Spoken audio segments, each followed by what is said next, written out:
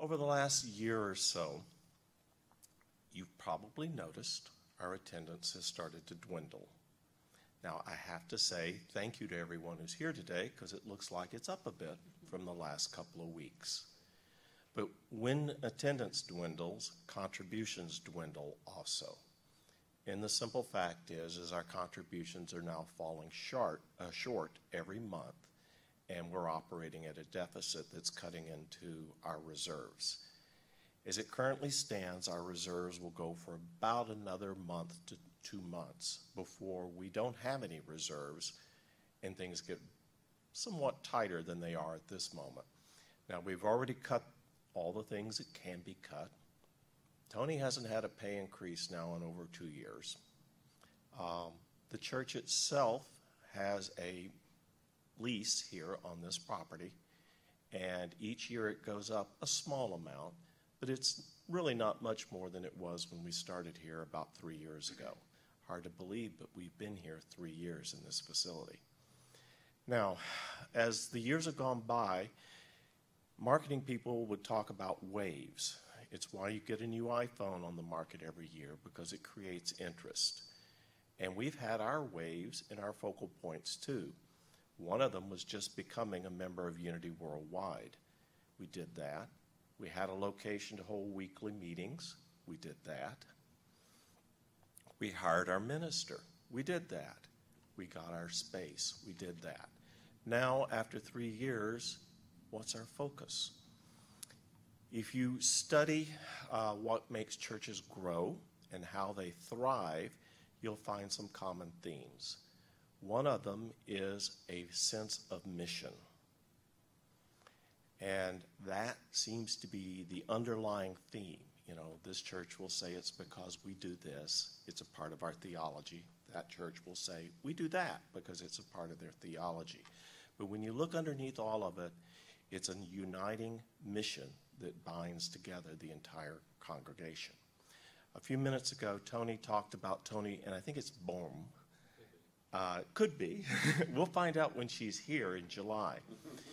But Tony is a PhD who specializes in organizational management, and essentially, in the sense of old-time religion, we're doing a revival. We're in the Unity way. This is time for us to be reborn, to set new values, new mission, new purpose in what we do. And we hope that in doing so, it will help to unite us to set that perhaps slightly distant goal, but the one that mission that creates all the goals around it. It's important that you understand that goals are actually something that surround the mission, the unifying theme. So that's how we're responding to this. After church today, I'll be back in the prayer and meditation room. I'd be happy to answer any questions from finance to spiritual that are related to this and how the board is responding. But I hope you'll continue to support us. And perhaps the number one thing you can do to help support us is how you respond to others. And that is, ask others to come with you to church. Whether you're knocking on doors in the literal sense, and believe me, as an ex-Mormon, I know what that means, or whether you're knocking on doors with social media, Facebook and Twitter and websites, either way, they're 1/100th of the productivity or the effectiveness of simply inviting a friend to come to church. They're far more likely to come, enjoy it, and stay if you bring a friend. So please think about it. And also, if you read our newsletter this past week, one of the things that I'm asking you to do is to hold a thought in mind. Now, I'm going to ask you to go back and read what I wrote in the president's message and take that thought, and if you need to massage it a bit, that's perfectly fine. But what I'm asking you to do is to see something that isn't a physical reality at this moment. All things are created spiritually first. And growth in this church and thriving in this church are created spiritually first. So I'm asking you to just, if you can do it once a day, hold in your mind the thought that this is a thriving, growing, vital church that serves the city of Austin.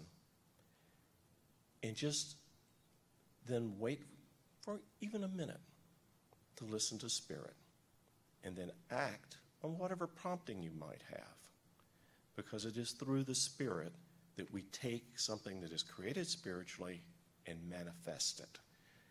These are all basic unity principles, and I'm asking you to exercise them and join this as a collective group, a mastermind, if you will, to accomplish that. So we may once again be a thriving church with a clear mission and goals.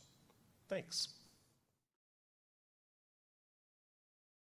Did you know that we are a tithing church?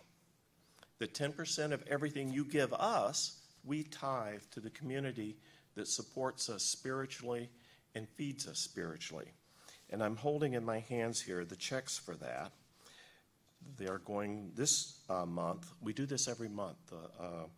Unity South Central Region, Unity Worldwide Ministries, and then because Tony Bohm is coming to help us, we're tithing to her in thanks, paying it forward for her help. So I would like you to join me as we bless this tithe, not coming in, but going out from the church, as we serve the community about us. So if you would, through my heart, through the Spirit of God, and through all of the wonderful people here in this church community, we bless and see the Christ in all these organizations and individuals, and we gift with love these funds. Amen. All right. Now Thanks, it's your Charles. Thank you very much. And for his effort